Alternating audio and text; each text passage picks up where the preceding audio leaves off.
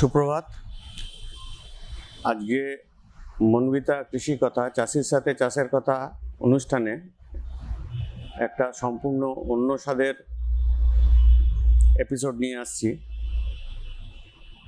যার main theme হচ্ছে গোলাপ বাগান।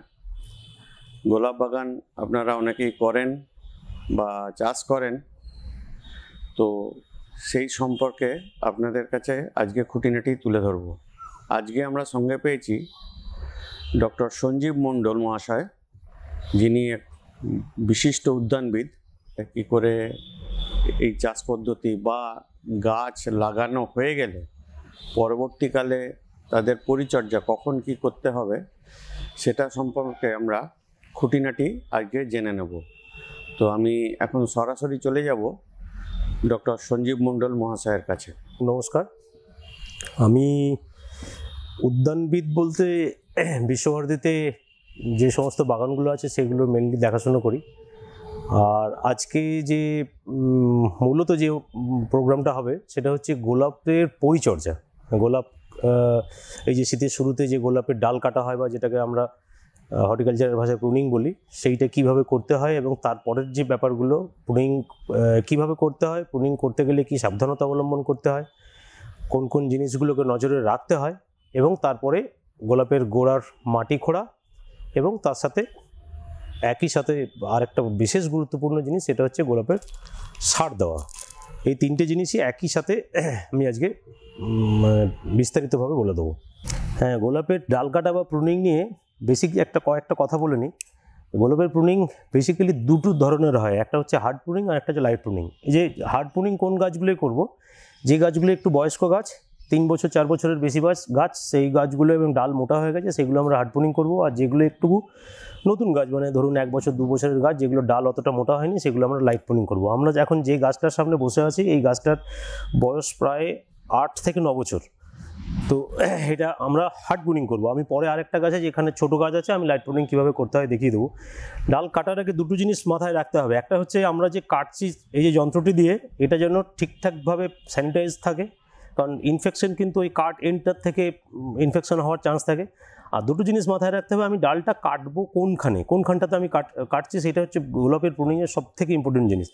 মানে আমরা গ্রাউন্ড লেভেল থেকে মোটামুটি 12 থেকে 14 ইঞ্চি ডালগুলো রেখে দিয়ে তারপর কাটবো। কিন্তু কাটার আগে খেয়াল রাখতে হবে, আমরা যেখানটায় কাটছি তার ঠিক নিচে যে চোখ বা বাডটা আছে সেইটা কিন্তু মেন ডাল হিসেবে বেরোবে। মানে আমার যেদিকে রাস্তা আছে আমি সেই দিকে সবসময় অ্যাভয়েড করবো, যেন সেই দিকে ডাল না বেরোয়, তাহলে কিন্তু পরবর্তীকালে পরিচর্যা করতে অসুবিধা হবে। বা পাশে আরও যদি অন্য কোনো গাছ খুব কাছাকাছির মধ্যে থাকে সেইখানে অসুবিধা হবে। তাহলে আমরা ওই কোন বাডটাকে আমরা অ্যালাউ করবো ডাল বেরোনোর জন্য, সেইটা দেখে নিয়ে কাটতে হবে। আরেকটা জিনিস বলি, যে গোলাপের ডাল কাটবো কখন, এটা হচ্ছে গোলাপ প্রুনিংয়ের মানে one of the most important জিনিস।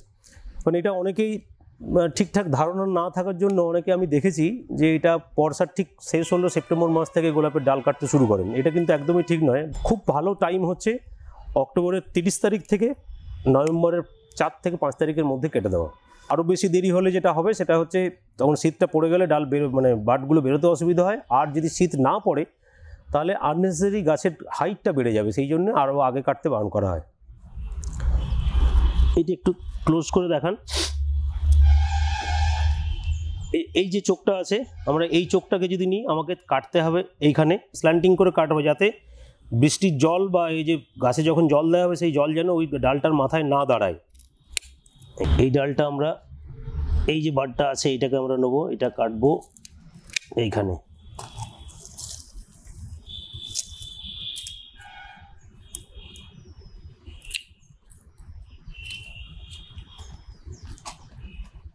এইটা নেবো এইখানে।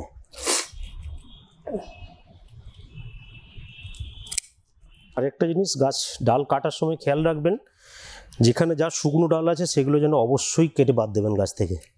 গোলাপের ডাল কাটা বা প্রুনিংয়ের পরের মানে সাথে সাথে যেটা করতে হয়, এই যে ডাল কাটা হয়েছে এই মাথার থেকে গোলাপের এক ধরনের বিশেষ একটা রোগ হয়, ছত্রাক ঘটিত রোগ, যেটাকে ডাইবাগ বলা হয়, সেইটা যাতে কোনোভাবেই গাছকে আক্রমণ না করতে পারে সেই জন্য যে কাটা অংশগুলো, সেই কাটা অংশগুলো আমাদের একটি কন্ট্যাক্ট ফাঙ্গিসাইড দিয়ে সিল করতে হবে। তো আমরা নর্মালি কী করি, কন্ট্যাক্ট ফাঙ্গিসাইড মানে যেটা বাজারে বহুল প্রচলিত কপার অক্সিক্লোরাইড, সেটাই ব্যবহার করি।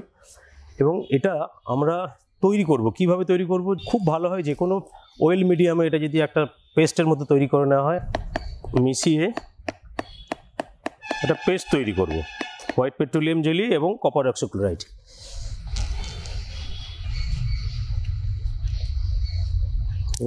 এই যে পেস্টটা তৈরি হলো, এই পেস্টটা দিয়ে যেগুলো আমরা ডাল কেটেছি সেই মাথাগুলো সিল করতে হবে।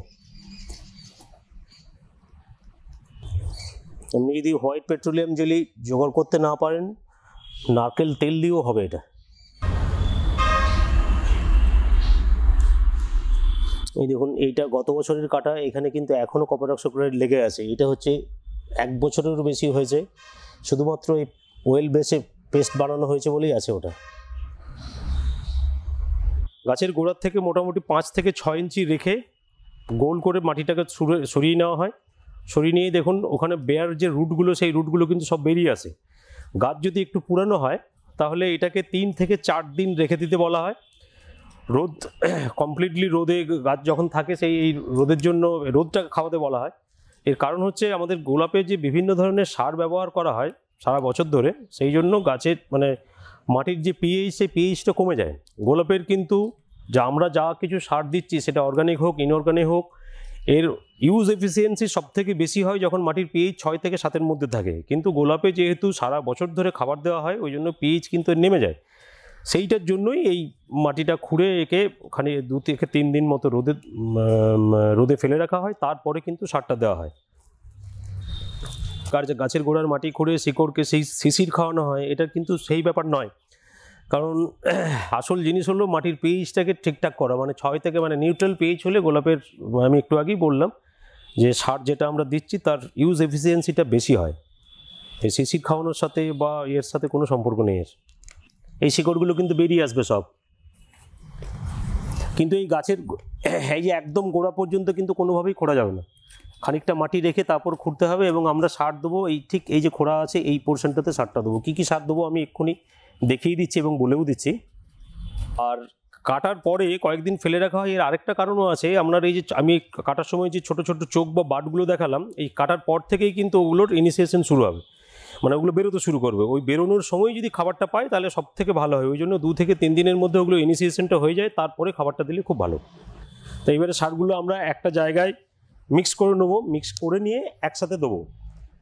আমরা এই যে 100 গ্রাম ভার্মি কম্পোস্ট যোগ করলাম, তার সাথে 50 গ্রাম সরষের খোল, 50 গ্রাম নিমের খোল, 50 গ্রাম হাড় গুঁড়ো বা বোন মিল, 15 গ্রাম ইউরিয়া, 25 গ্রাম সিঙ্গেল সুপার ফসফেট এবং 10 গ্রাম মিউরেট অফ পটাশ। ভালো করে মিশিয়ে নেব। এই টোটাল পরিমাণটা 300 গ্রাম হবে। এবারে আমরা গাছ যেখানে শিকড় খুলে 3 থেকে 4 দিন ফেলে রেখেছি, রাখার পরে কিন্তু আমরা এই সারটা দেবো। পচা গোবর সার বা কম্পোস্ট সার আমরা দিচ্ছি গাছের গোড়ায়।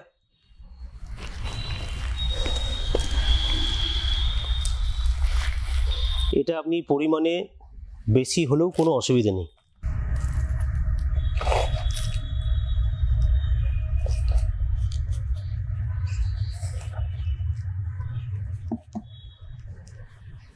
মাটি চাপা দেওয়ার পর অবশ্যই কিন্তু ভালোভাবে জল দিতে হবে, যাতে এই সারটা কোনোভাবেই শুকনো অবস্থায় না থাকে।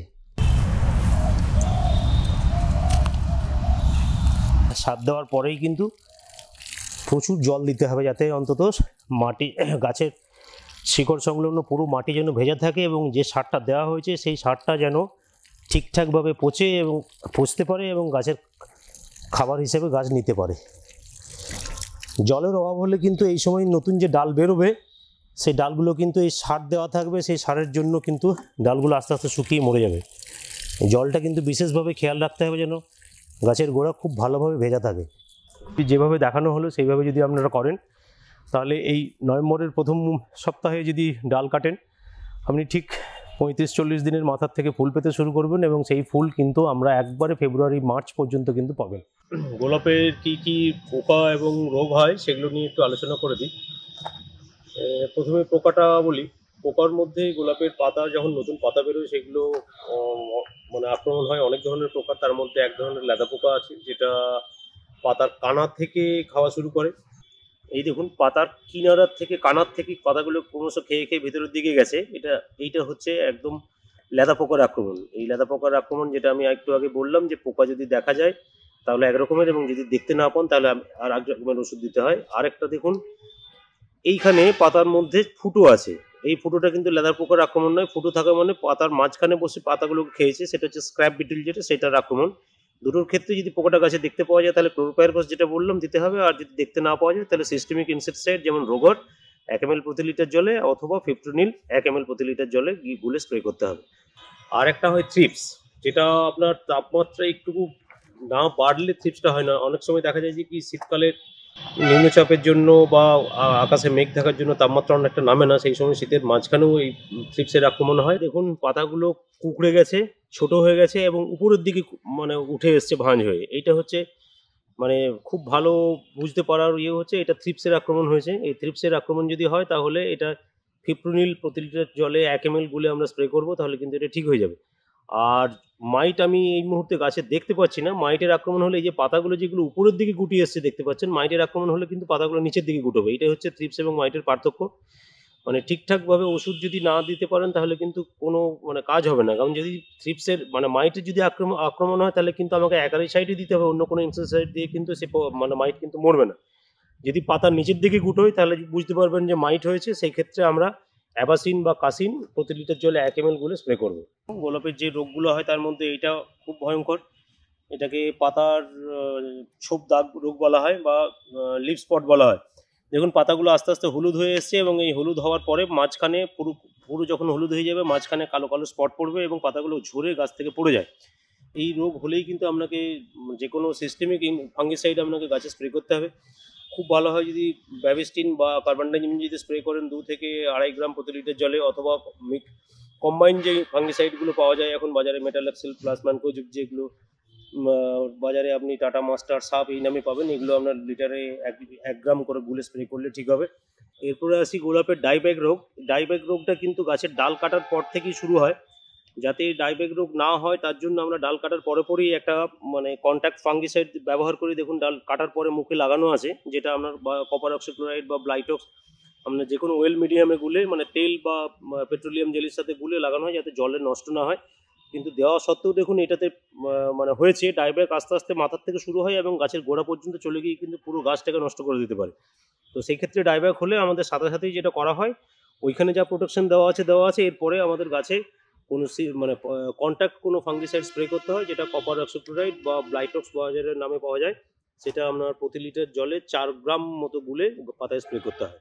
গোলাপের যারা চাষ করছেন বা শখে করছেন তাদেরকে একটা জিনিস বলে রাখি যে গোলাপের ডাল কাটার পর থেকে যে নতুন ডাল বেরোতে শুরু করে, তার সাথে যেখানে কলমটা করা আছে, চোখ কলম করা হয়, চোখ কলম যেখানে করা আছে তার নিচের থেকে যদি কোনো ডাল বেরোয় সেটাকে কিন্তু অবিলম্বে কাটতে হবে। না কাটলে সেইটার এত তাড়াতাড়ি বাড়ে এবং অরিজিনাল যে গাছটা সেই গাছটাকে কিন্তু মেরে ফেলতে পারে। আপনারা এখানে দেখতে পাচ্ছেন যে এই গাছগুলো মানে একদম পরিষ্কার গাছের থেকে, মানে এইটা যদি অরিজিনাল গাছ হয় তার সাথে দেখুন যে রুটস্টক থেকে যেগুলো বেরিয়েছে, যেগুলোকে আমরা বাংলাতে এলা বলে থাকি, এটাই দেখুন মানে 5টা করে পাতা আছে, এটাই দেখুন 7টা করে পাতা আছে এবং গাছের এই পাতা শেপ বলুন, স্ট্রাকচার বলুন এবং গ্রোথ হ্যাবিট দেখুন সবটাই আলাদা। সোজা উপরের দিকে উঠছে, প্রচণ্ড ফাস্ট বাড়ে, সেই জন্য এটাকে যত তাড়াতাড়ি সম্ভব একদম গোড়ার থেকে যেখান থেকে বেরোচ্ছে এই জায়গার থেকে ভেঙে ফেলতে হয়। এমন জায়গায় মানে এমনভাবে করতে হবে যেন এটা কাঁচি দিয়ে কিন্তু কাটবেন না, গোড়ার থেকে ভেঙে দিতে হবে যাতে তারপরে আর না বেরোয়। আর একটা জিনিস বলি যে গোলাপের যে কোনো ধরনের যখন স্প্রে করছেন, ওই যাই স্প্রে করুন, ইনসেক্টিসাইড হোক বা ফাঙ্গিসাইড হোক, ওর সাথে কিন্তু একটা স্টিকার দিতে হয়। খুব ভালো হয় যদি একটা মানে শ্যাম্পু ইউজ করেন বা লিকুইড সাবান দিতে পারেন। এতে কি হয়, গোলাপের পাতা খুব চকচকে থাকার জন্য গাছের পাতায় যখনই আপনি স্প্রে করবেন সেই মানে জলের দানাগুলো কিন্তু গড়িয়ে পড়ে যায়। এই সাবান বা শ্যাম্পু ব্যবহার করলেও কিন্তু সেইটা আপনার পাতার মধ্যে স্টিক করে থাকবে, আর কিছু না। এইভাবে চাষ করলে আপনারা গোলাপের যারা শখে করছেন বা ব্যবসায়িক ভিত্তিক চাষ করছেন গোলাপের ফলন খুব ভালো পাবেন। মানে ডাল কাটার থেকে শুরু করে বাকি পরবর্তী পরিচর্যাটা বললাম, এবং এরপর সারা বছর ধরে গাছটাকে কিন্তু বাঁচিয়ে রাখতে হয়, সেটাও আপনাকে খেয়াল রাখতে হবে। বর্ষাকালে বিশেষ করে গোলাপের গাছের গোড়ায় যেন কোনোভাবেই জল না জমে, আর শীতকালে কিন্তু জল কখনোই গাছে বেশি দেবেন না। গাছের গোড়া যেন একদম স্যাঁতস্যাঁতে না থাকে, যেন যখন জল লাগবে তখনই যেন দেওয়া হয়। বেশি জল পেলে কিন্তু গোলাপ গাছের বৃদ্ধি ব্যাহত হবে এবং অনেক সময় যে ফাঙ্গাস যে রোগগুলো সেগুলো কিন্তু আক্রমণ বেশি হবে।